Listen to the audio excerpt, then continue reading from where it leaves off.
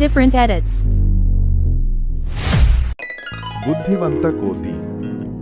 ಒಂದು ದೊಡ್ಡ ಅರಣ್ಯದಲ್ಲಿ ಬಂಡಲ ಎಂಬ ಹೆಸರಿನ ಕೋತಿ ಜೀವನ ಸಾಗಿಸುತ್ತಿತ್ತು. ಬಂಡಲ ಬಹಳ ಬುದ್ಧಿವಂತ, ತೀಕ್ಷ್ಣವಾದ ಗಮನದವನು. ಎಲ್ಲ ಪ್ರಾಣಿಗಳು ಅವನ ಬಳಿ ಸಲಹೆ ಕೇಳುತ್ತಿದ್ದರು. ಒಂದು ದಿನ ಅರಣ್ಯದ ತಳಭಾಗದಲ್ಲಿ ಬಲವಾದ ಹುಲಿ ಬಂದು ತನ್ನ ಪ್ರಭುತ್ವ ಬೆಳೆಸಲು ಪ್ರಾರಂಭಿಸಿತು.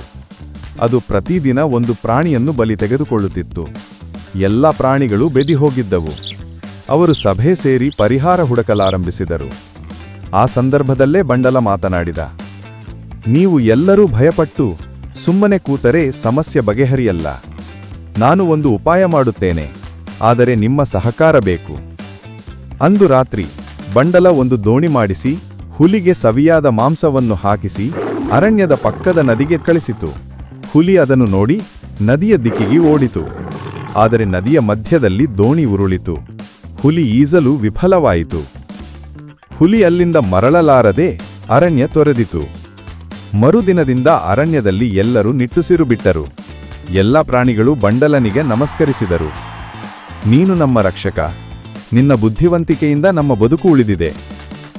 ಪಾಠ: ಬಲವಲ್ಲ, ಬುದ್ಧಿಯು ಯಶಸ್ಸಿಗೆ ಮಾರ್ಗ.